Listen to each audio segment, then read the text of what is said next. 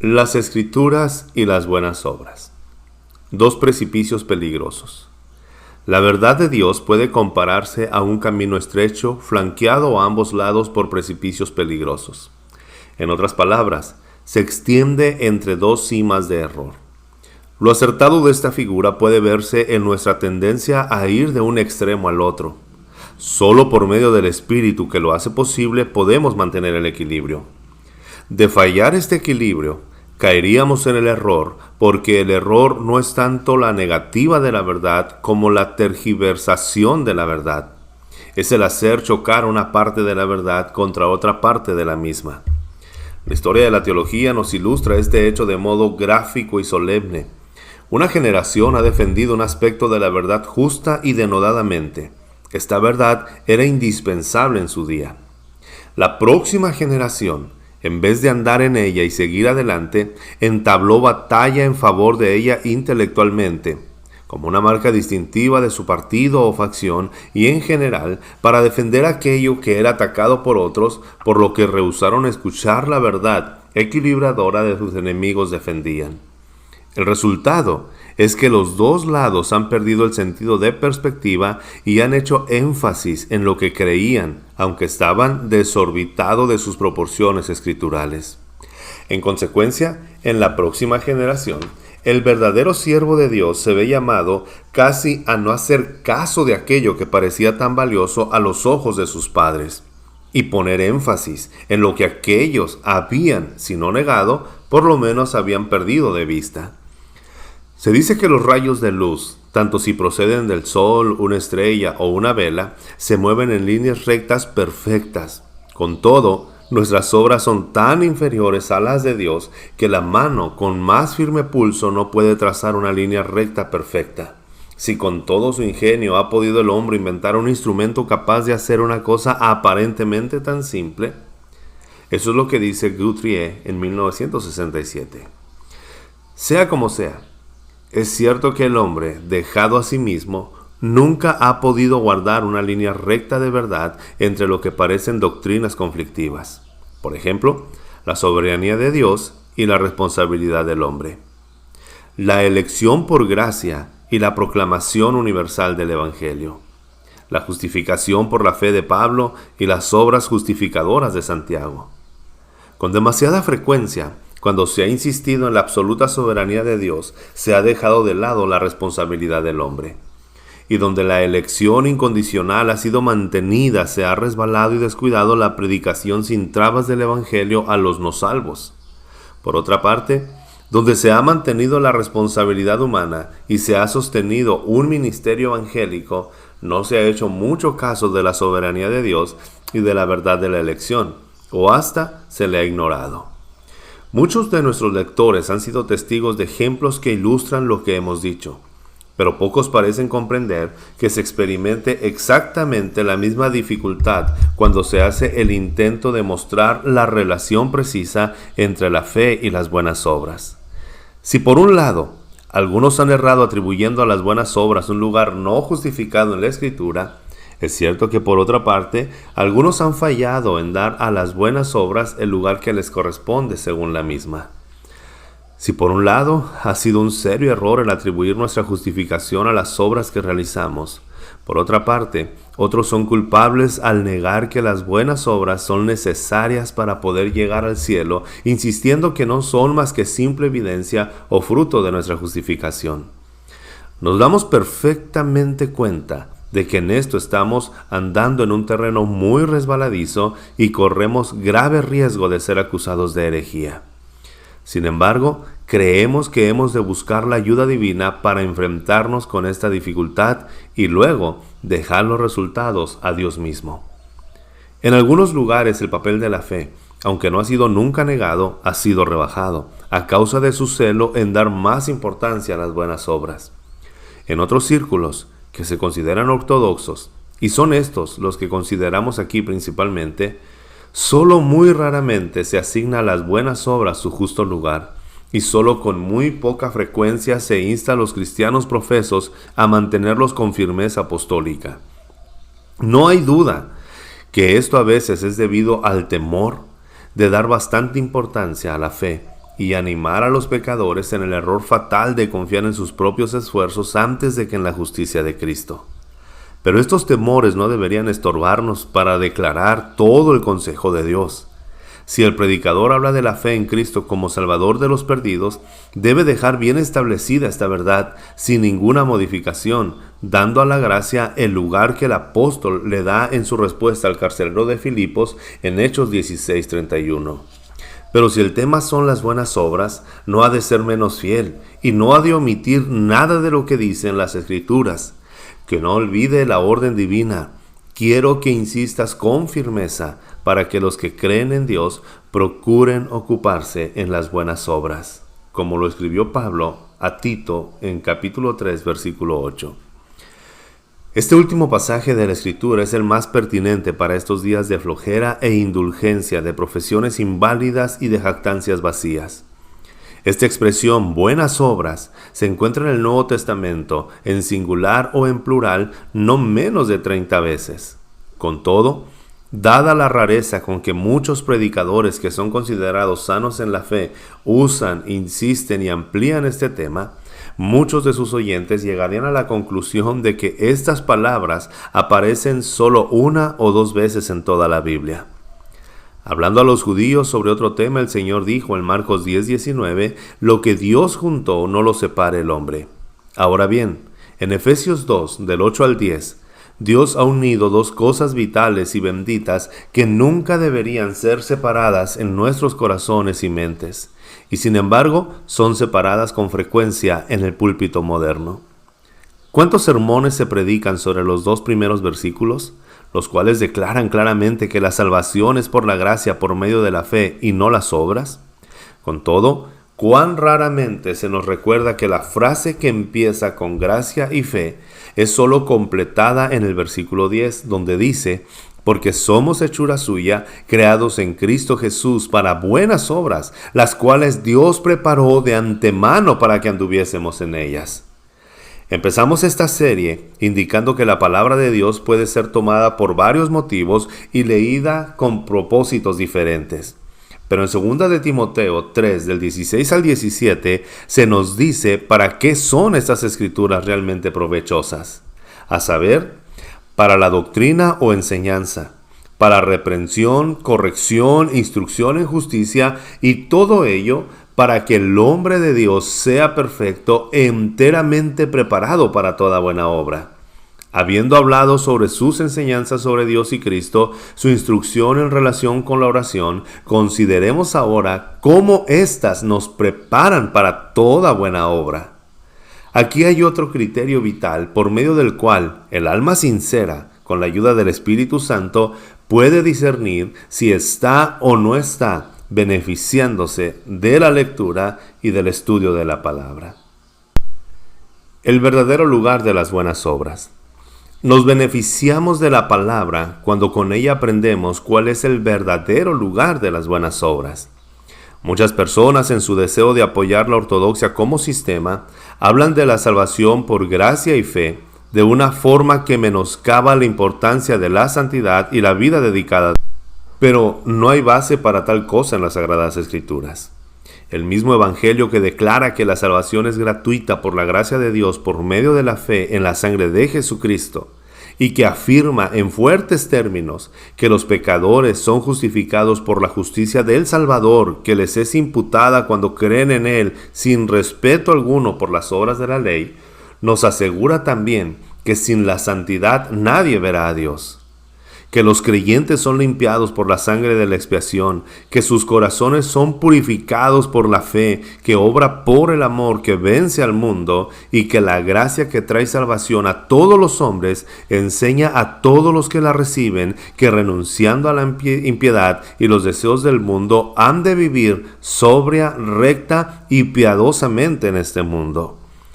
Todo temor de que la doctrina de la gracia pudiera ser menoscabada como resultado de una firme insistencia en las buenas obras como fundamento escritural, revela que el conocimiento de la divina verdad es seriamente defectuoso e inadecuado. y que cualquier tergiversación o disimulo de las Sagradas Escrituras a fin de acallar su testimonio en favor de los frutos de la justificación como absolutamente necesarios para el cristiano es una corrupción y una falsificación de la palabra de Dios. Esto lo dijo Alexander Carson.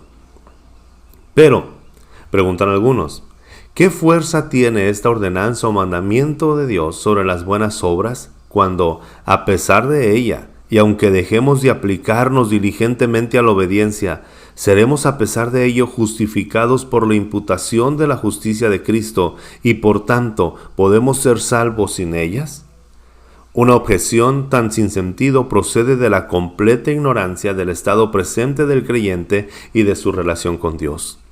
El suponer que el corazón de los regenerados no esté influido de modo tan efectivo por la autoridad y mandamientos de Dios a la obediencia, como si les fueran dados para su justificación, es ignorar lo que es la verdadera fe y cuáles son los argumentos y motivos por los que la mente de los cristianos es afectada y constreñida en un mundo principal. Además, es perder de vista la inseparable conexión que Dios ha hecho entre nuestra justificación y nuestra santificación. Suponer que una de ellas puede existir sin la otra es derribar toda la enseñanza del Evangelio. El apóstol trata de esta misma objeción en Romanos 6 del 1 al 3.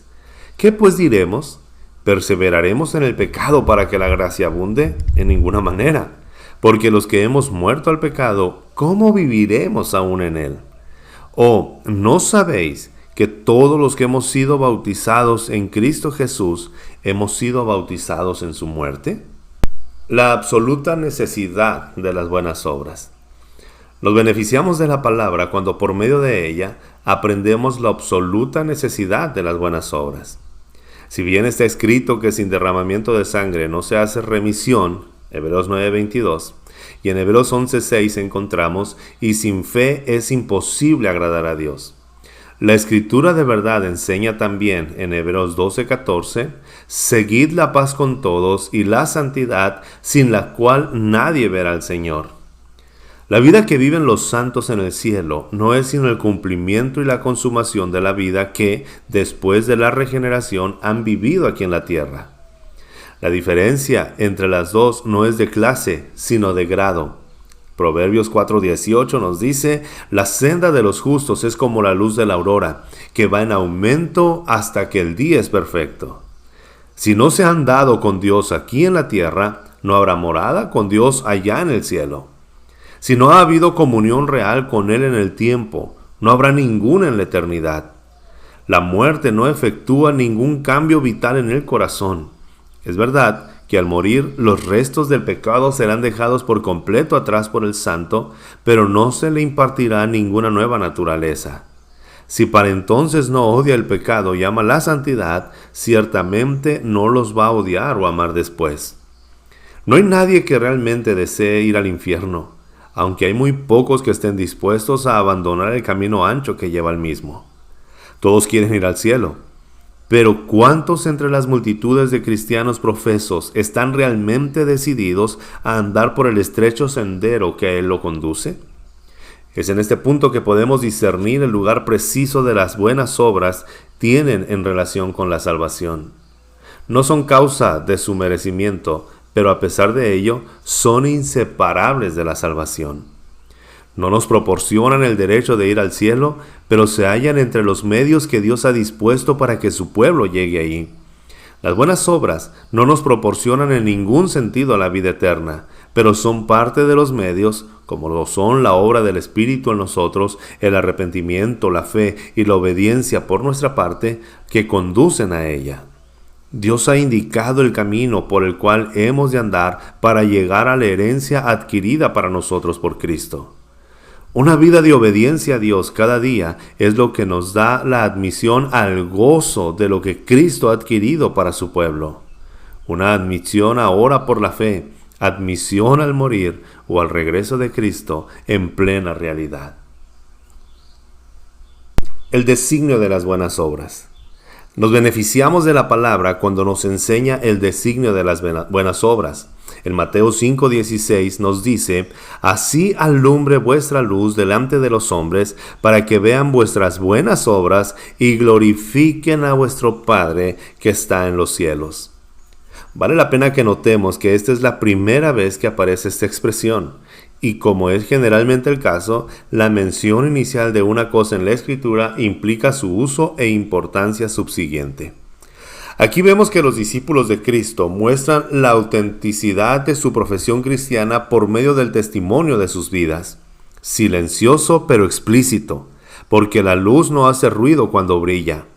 Para que los hombres puedan ver sus buenas obras, no tienen que oír nuestra jactancia, y todo ello para que su Padre en los cielos pueda ser glorificado.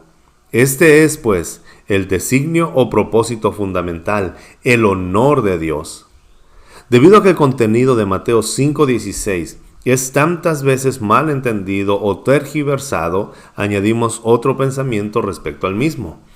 Muchas veces se confunde a la luz misma con las buenas obras, aunque las dos son bien distintas, si bien están relacionadas. La luz es nuestro testimonio para Cristo, pero ¿qué valor tiene a menos que la vida misma lo ejemplifique? Las buenas obras no sirven para llamar la atención hacia nosotros mismos, sino hacia aquel que las obra en nosotros. Tienen que ser de tal carácter y calidad que incluso los infieles conozcan que proceden de alguna fuente más elevada que la caída naturaleza humana. El fruto sobrenatural requiere una raíz sobrenatural, y cuando esto es reconocido, el labrador es glorificado por ellas. De igual importancia es la última referencia a las buenas obras que hay en la Escritura.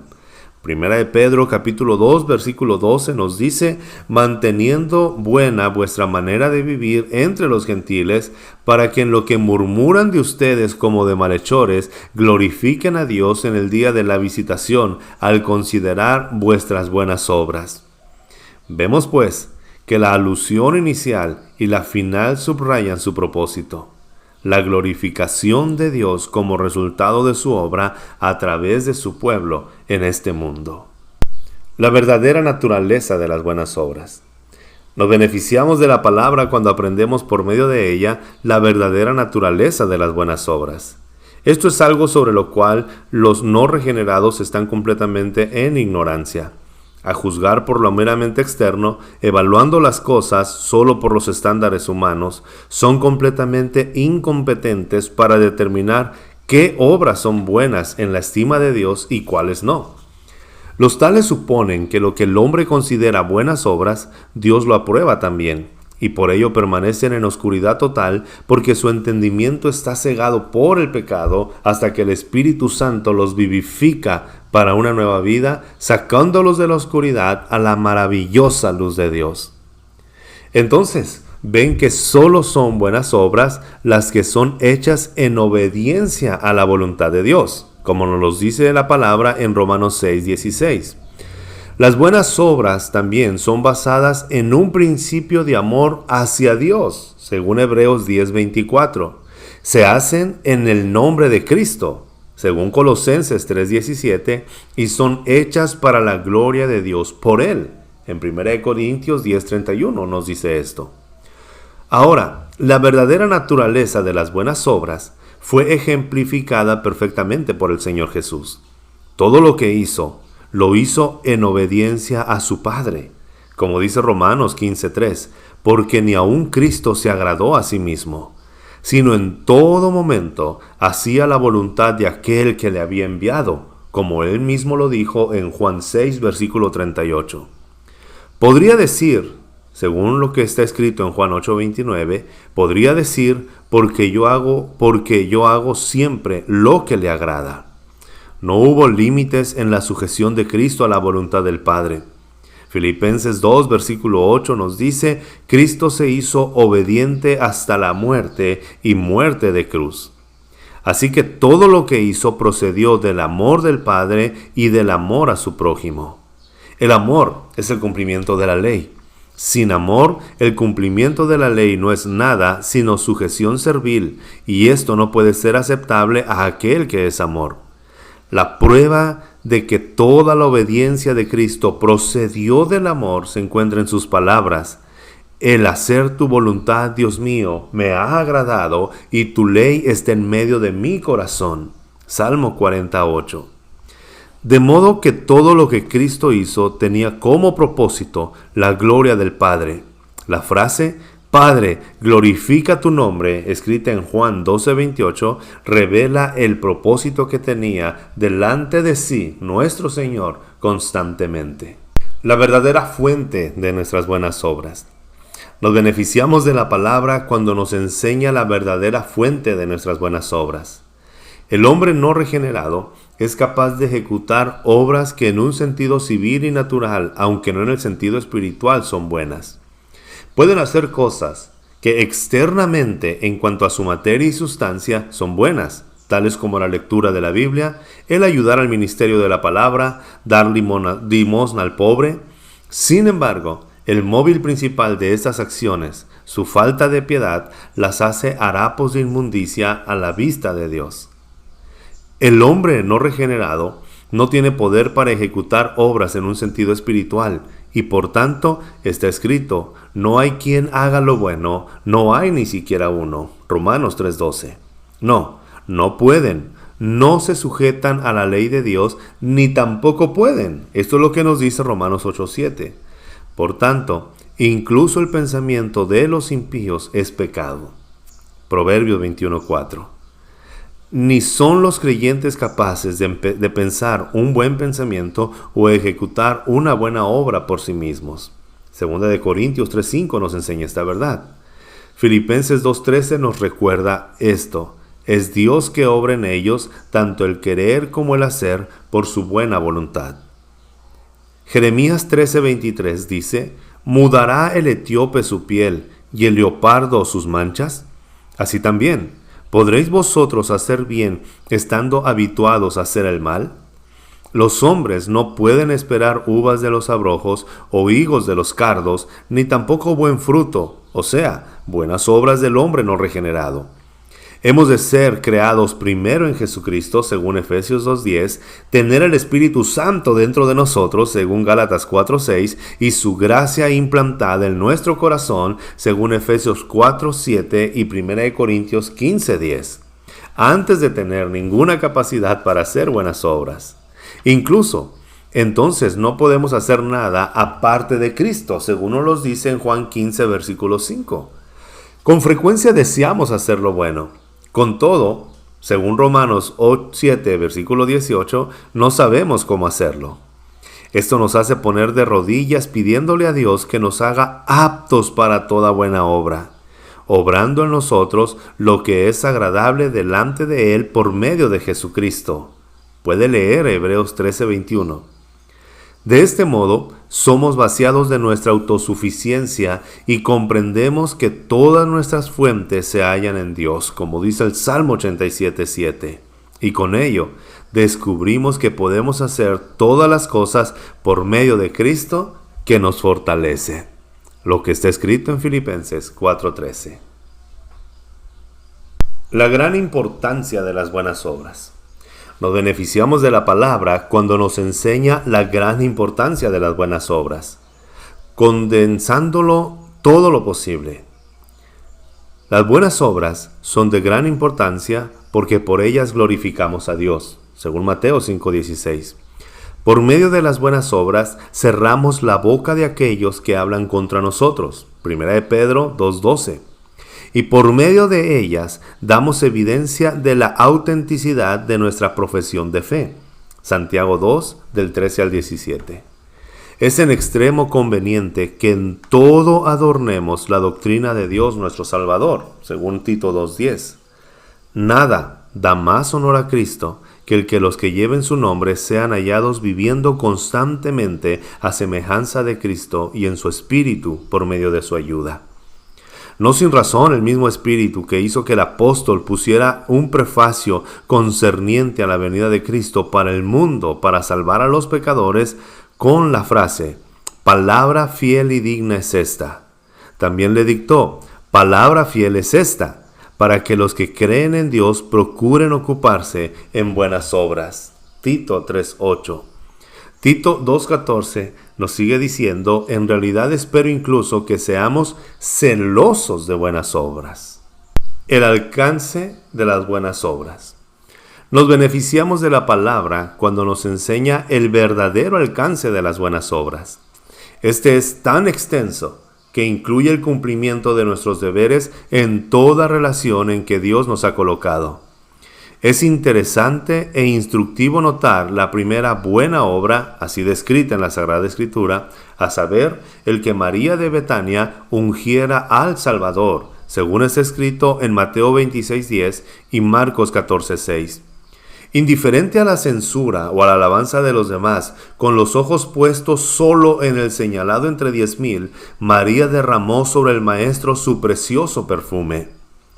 Otra mujer, Dorcas, se nos describe en Hechos 9:36.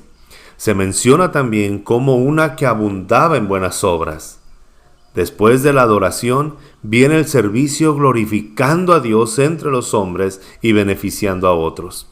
Colosenses 1:10 nos dice: para que andéis como es digno del Señor, agradándole en todo, llevando fruto en toda buena obra. El criar a los niños, el hospedar extraños, el lavar los pies a los santos, es decir, ministrar para sus necesidades temporales, el socorrer a los afligidos, en 1 Timoteo 5:10, son calificados como buenas obras.